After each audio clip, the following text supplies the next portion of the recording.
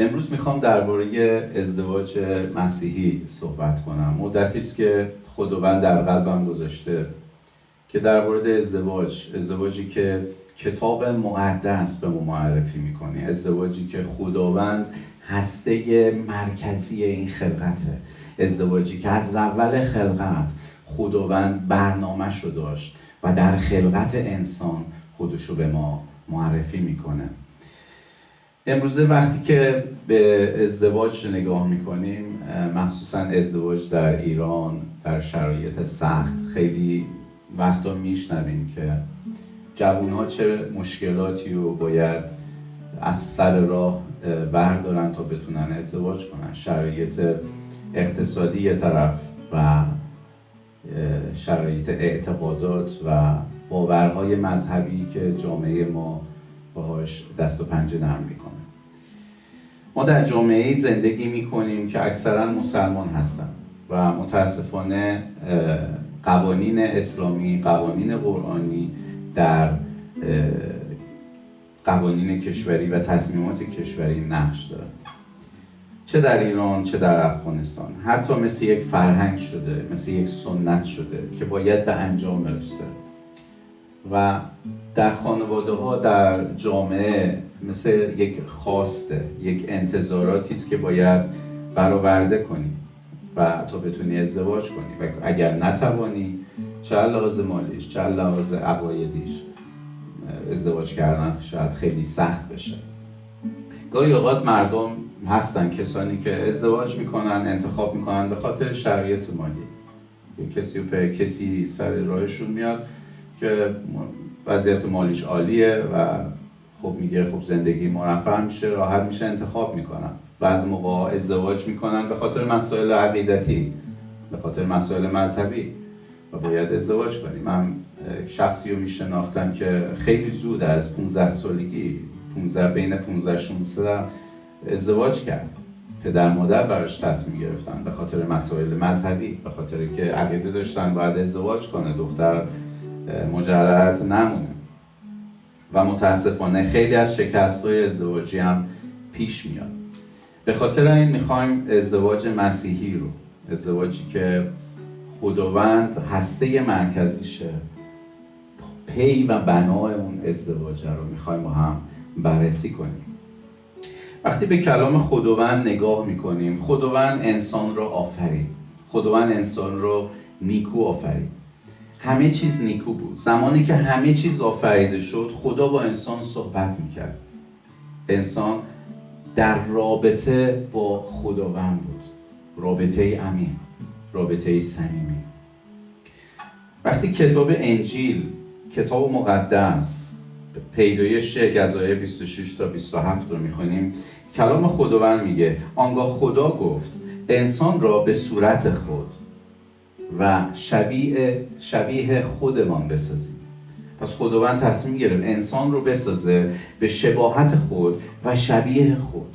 پس خدا انسان را به صورت خود آفرید. یعنی به صورت خود چگونه؟ منظور به منظور این که مستقل بودن، حق انتخاب داشتن. و او میگه او را به صورت خدا آفرید. چرا میگه به صورت خدا آفرید؟ یعنی به صورت کاملیت، در کامل بودن، در پرفکت بودن. خداوند او را آفرید، ایشان را مرد و زن آفرید. خیلی جالبه، میگه او را به صورت خدا آفرید، ایشان را مرد و زن آفرید. پس خداوند در مرکز خلقت خودش از همون اول که انسان را آفرید، انسان را مرد و زن آفرید. وقتی در کلام خداوند تأمل میکنیم، وقتی که عمیق میشیم، میبینیم وقتی که خداوند انسان را به سیمای خود، به صورت خود، مانند خود خدا آفرید، او را زن و مرد در یک تن آفرید. در وجود انسان. معنی انسان یعنی محبت کاملیت خداوند. وقتی که میگه خداوند انسان رو به شباهت خود آفرید، انسان به معنای هویتیه، یک معنای روحانی داره. میگه او رو زن و مرد آفرید و به نام آدم معرفی میکنه. آدم یعنی خاک و آب. یک تن. زن و مرد در یک تن، یعنی در یک نفس همزمان. موقعی که خداوند انسان را آفرید، او را مانند خود، ایشان را زن و مرد آفرید، در یک نفس، در یک تن، در یک حس، در یک روح، یک تا آفرید. اینجا میاد این خلقتی که کتاب مقدس معرفی میکنه از انسان، میاد زن و مرد و برابری زن و مرد رو داره به ما نشون میده که زن و مرد با هم برابر در یک تن، یک تا آفریده شدن. وقتی که خلقت در یک تن آفریده شد، در یک حس، در یک روح، در یک نفس انسان آفریده شد. وقتی که به تعلیمی که کلام خداوند از خلقت انسان در کتاب مقدس متأمل میکنیم، درش تمرکز میکنیم، درباره مرد و زن وقتی که درکش میکنیم، شگفت انگیزه. وقتی که مکاشفه میشه، شگفت انگیزه. پس اول خلقت در پیدایش 1 آیات 26 تا 27 خداوند انسان را آفرید، به صورت خود آفرید، زن و مرد. انسان یعنی کاملیت نیکوی خداوند، محبت خداوند. زن، محبت و مرد، 3 در 1. بعد پیدایش 2 فصل 2 شو وقتی ادامه میدیم میخونیم، فصل 2 آیه 18 میگه یهوه خدا فرمود نیکو نیست آدم تنها باشد. آدم رو قرار داد در باغ عدن که باغ عدن رو مراقبت کنه، شبانی کنه. پس چرا الان میگه نیکو نیست که تنها باشد؟ مگر خداوند انسان رو زن و مرد نآفرید؟ در وجود آدم، در هویت آدم که به شباهت خداوند آفریده شده بود، خداوند او را زن و مرد آفرید. چون خداوند فقط پدر نیست، خداوند یا مادر نیست، خداوند هم پدره هم مادره. اما در وجود آدم، انسان، مرد و زن آفریده شد و زیبا آفریده شد. اما آدم تنها بود. میگه نیکو نیست که آدم تنها باشد، پس یاوری مناسب برای او میسازم. اینجا داره میسازم. یاوری چه یاوری؟ چگونه؟ آدم تنهاست، با خدا صحبت میکرد، اما آدم نیاز داشت کسی رو که دستشو بگیره، به صورت فیزیک با هم قدم بزنن، با هم حرکت کنن، با هم گفتگو کنن، با هم درد دل کنن، با هم قلبشون رو به اشتراک بگذارن، صدای همدیگر رو بشنون، همدیگر رو با آغوش بگیرن رو نداشت. و خدا دید که آدم تنهاست، نیکو نیست که تنها باشد. پس یاوری مناسب، همیار، همراه، در جسم برای او میسازم. پس یهوه آیا سوالی که اینجا پیش میاد، آیا خداوند نمیدونست چرا از اول این کارو کرد؟ چرا از اول انسان رو به صورت مرد و زن در یک تن در آدم آفرید؟ چرا از همون اول زن رو جدا، مرد رو جدا نیافرید؟ مثل کتابی که تحریف شده از کلام خداوند میگه آدم رو از خاک سرشت و مرد رو و زن رو از خاک سرشت، جدا جدا. نه، خداوند تعلیمی که اینجا به ما میخواد بده، تعلیم یکتا بودن، یک تن بودن زن و مرده که در یک تن هستن، در یک مبدأ هستن.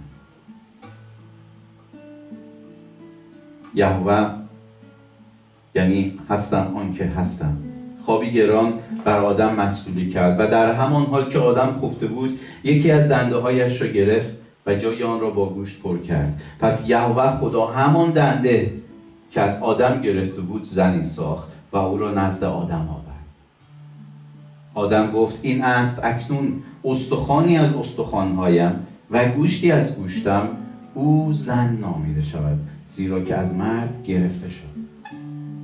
پس میبینیم خداوند نیومد دوباره یک از خاک زنی بسازه، اما زن رو از درون مرد ساخت. درون مرد بود، همراه با او بود ولی از درون مرد ساخت. به خاطر این توی فرهنگ ما فارسی زمان وقتی کسی رو خیلی دوست داریم اتفاقی رو میفته، بارها شنیدی میگه این جگر گوشه منه، تکه پاره تن منه. معمولا به بچه ها میگیم، به عزیزان اون کسی که خیلی عزیزه، تکه پاره تن منه. اینجا آدم میگه این از اکنون استخوانی از استخوانهایم و گوشتی از گوشتم، او زن نامیده شود زیرا که از مرد گرفته شد. از همین رو مرد پدر و مادر خود را ترک کرده، به زن خویش خواهد پیوست و یک تن خواهند شد. پس میبینیم وقتی که در ازدواج میگه از این رو پدر و مادر خود را ترک کرده، به زن خویش خواهد پیوست و یک تن خواهند شد. پس دوباره خلقت برمیگرده. وقتی که مرد و زن با هم ازدواج میکنن، خلقت دوباره برمیگرده در یک تن شدن، یک نفس شدن، در اتحاد بودن. و این بسیار زیباست، خلقتی که خداوند در مورد ازدواج زن و مرد به ما نشون میده. یک تن، یک روح، یک نفس، کامل انسان. عیسی مسیح به اشاره به این آیه میگه که آنچه که خدا پیوست انسان جدا نسازد. خداوند از طلاق متنفره. عیسی میگه آنچه که خدا پیوست انسان جدا نسازد. خلقت تک همسری رو به ما معرفی میکنه. از اول پیدایش وقتی میخونیم خداوند تک همسری رو در خلقت انسان به ما معرفی میکنه. برابری رو در خلقت انسان با ما معرفی میکنه. نه مرد بالاتره نه زن بالاتره، برابر در یک بدن، در انسان زن و مرد آفریده شدن، در یک حس، در یک فکر، در یک روح، در یک تن. و در ازدواج اینها دوباره در ازدواج دوباره به هم تنیده میشن، در جسم یکی میشن، در روح یکی میشن، در نفس یکی میشن، یک تن، یکتا میشن. بعد از آدم و حوا اولین شخصی که در تاریخ دو همسر گرفت لمک بود، پسر یاتوشاییل از نسل قائن، پسر آدم. حدوداً وقتی میشماریم حدوداً دهمین نسل از بعد از آدم. لمک زن اولش عاده بود و زن دومش زله از بت پرستان بود. زن اولش از یک خانواده از قوم خداپرست بود، پارسا بودن، اما زن دومش از بت پرستان بودن. اساساً چند همسری ایده و رسوم بت پرستان بود. وقتی به شجره‌نامه لمک نگاه میکنیم، شجره‌نامه لمک از زن عاده، اولین زن لمک به حساب میاد، شروع میشه و نوشته میشه. عاده یابال را زابید، او پدر چادرنشینان و دامداران بود. دامداران چه کسانی هستند؟ شبانان، کسانی که شبانی میکنن، گوسفندان رو شبانی میکنن. عیسی مسیح فرمود من شبان نیکو هستم. عیسی از پتروس پرسید که گوسفندان من را شبانی کن.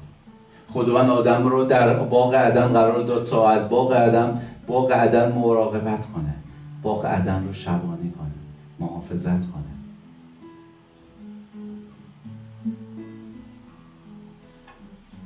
بلکه چند همسری از بت پرستان، رسم بت پرستان بود و از خداوند نیست. در انجیل خداوند هیچ جایی از انجیل ما نمیتونیم آیه‌ای رو ببینیم که خداوند از چند همسری حمایت کنه یا او رو پیشنهاد کنه یا تاییدش کنه. بلکه این رسم بت پرستان و خدایانشان بود و هست و همکنون هست. در سرزمین ما متاسفانه میبینیم که در طول قرنها عقاید و باورهای دروغین که به خوردمون دادن مثل یک لعنت سرزمین ما، مردم ما رو به خودش گرفته.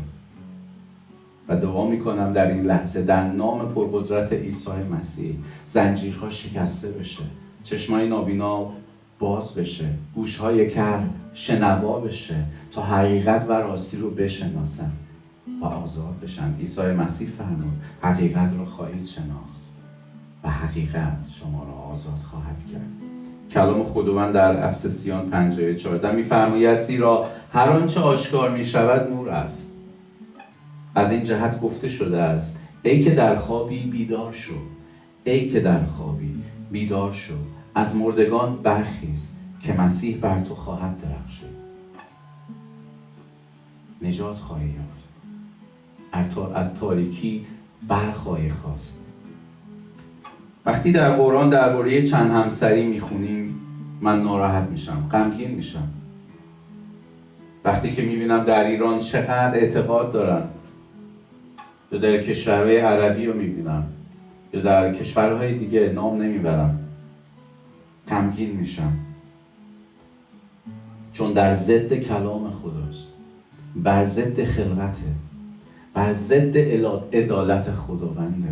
سوره النساء آیه 3 میخونم در قرآن، میگه که پس آن که از زنان را به نکاح یعنی همبستر شدن خود آرید که شما را نیکوست.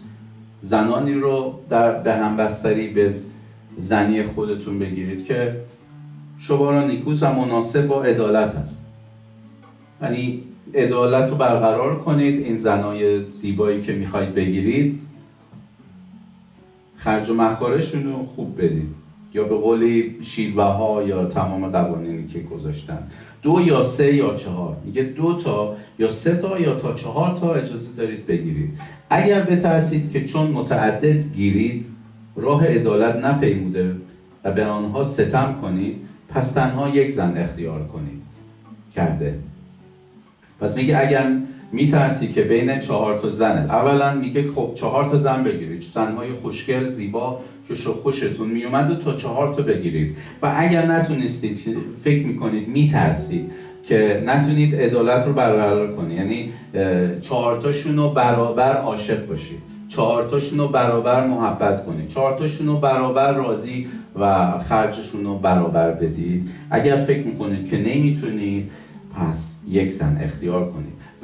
و یا اگر او هم نبود، زنی پیدا نکردی مورد دلت باشه، خوشگل باشه، اون چیزی که دوست داری باشه، چنان که کنیزی دارید، میگه به آن اکتفا کنید که این نزدیک به عدالت است. چطور میشه یک کنیز حالا از 4 تا همسر داشتنش ما کاری با اون نداریم که بر ضد کلام خدا و عدالت خداست، بر ضد خلقت خداست، این خلقتی که از اول در انجیل خداوند ما رو معرفی میکنه، به ما معرفی میکنه. وقتی که بر ضد اون خلقته و حالا میاد میگه کنیزی، اگر زن نتونستی پیدا کنی ای مرد مسلمان، چنان که کنیزی در خانه دارید. کنیز یعنی چی؟ یعنی کسی که در خانه داره کار میکنه، داره کار خونت رو انجام میده.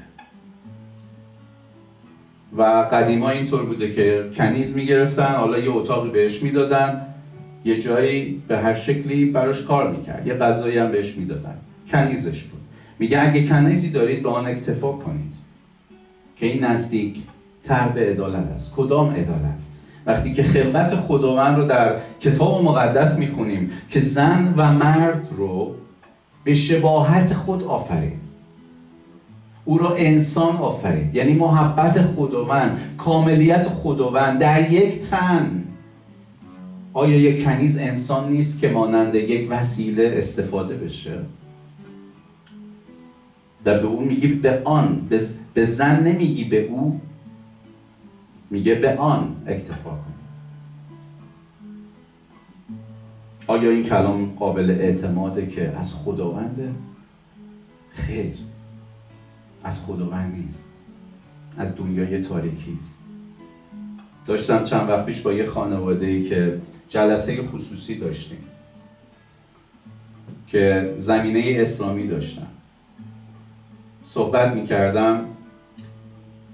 از پسر خانواده که 14 سال داشت پرسیدم اگه پدرت 3 تا زن بگیره چه احساسی داری؟ ناراحت شد. اصلا خیلی ناراحتانه، با اینکه از قشر خیلی مذهبی هم بودم، گفت اصلا نمیتونم قبول کنم، اجازه نداره با اون 3 تا زن دیگه بگیره. و از زن اون مرد پرسیدم که اگر همسرت 3 تا زن بگیره قبول میکنی؟ گفت هرگز. عزیزان، عشق رو نمیشه تقسیم بر 4 کرد و فقط هم از طرف مرد باشه. خواهش میکنم به کلام خداوند دقت کنید. خواهش میکنم جستجو کنید. کلام خداوند حقیقته. در انجیل خدا انسان را شبیه به خود مرد و زن آفرید و فرمود بارور و کثیر شوید و زمین را پرسازید.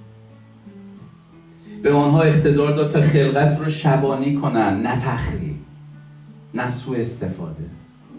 انسانها را شبانی کنند، انسانها را بنا کنند. یک کنیز انسانه، او زیبا آفریده شده، او احساس داره، او میتونه عاشق باشه، او دوست داره ازدواج کنه، نه استعمال بشه. نه در بردگی و کنیزی آنها را استعمال کنه.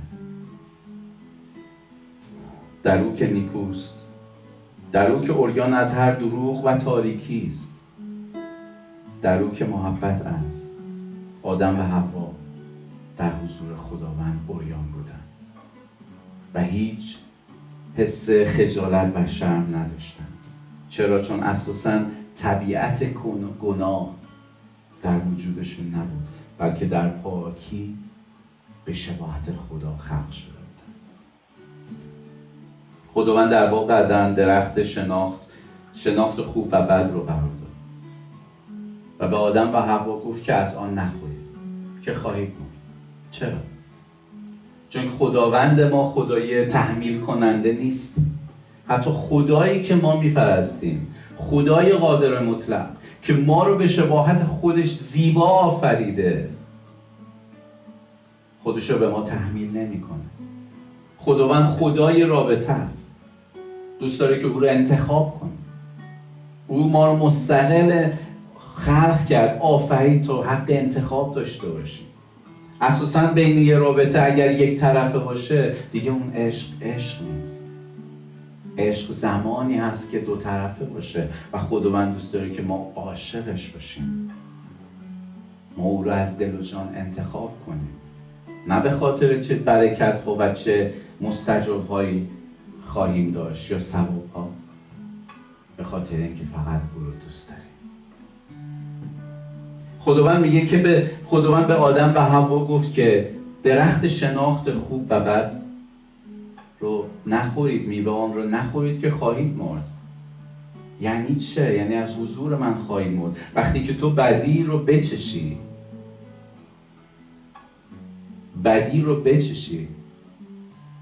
او وارد معده تو میشه.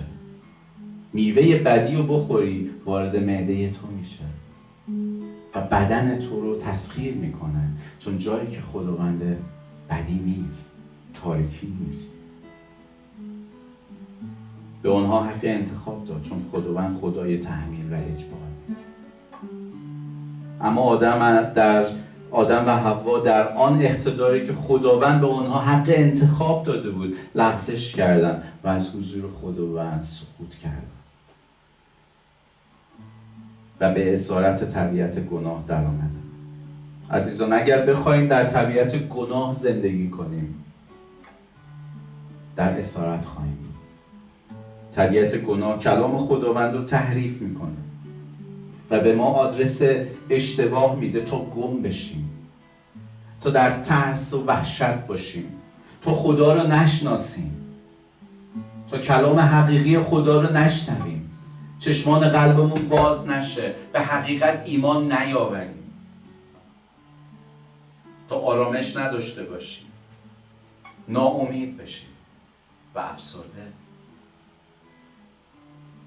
اما خداوندی که محبت است تو رو به نام خوانده تا در او از نو متولد بشی، تا او مرکز قلب و زندگی تو باشه، تا او هسته مرکزی باور و ایمان تو بشه، تا در او به شباهت او متولد بشی.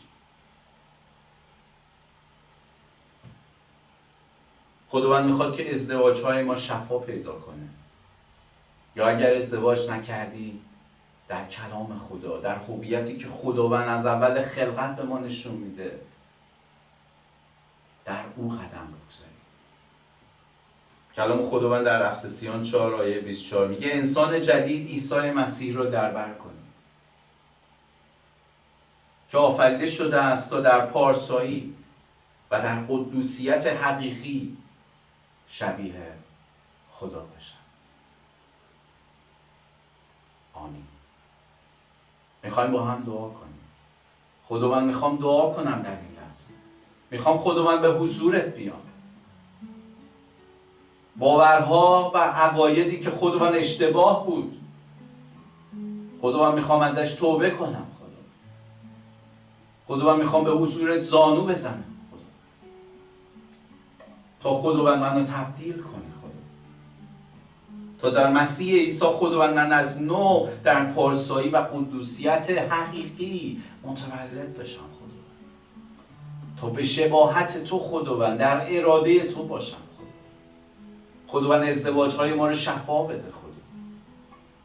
خداوند ایران ما رو شفا بده. کلام حقیقیت رو خداوند همچون بذرهای زنده خداوند میپاشیم بر ایران. خداوند قلب‌های ایرانیان، فارسی زبانان، افغانستان خداوند آماده کن. خداوند تا کلام حقیقی خداوند، کلام حقیقی تو خداوند دریافت کنن. خداوند مثل نان حیات تا زنده بشن. هللویا، هللویا. در نام پرقدرت عیسی مسیح می‌طلبم.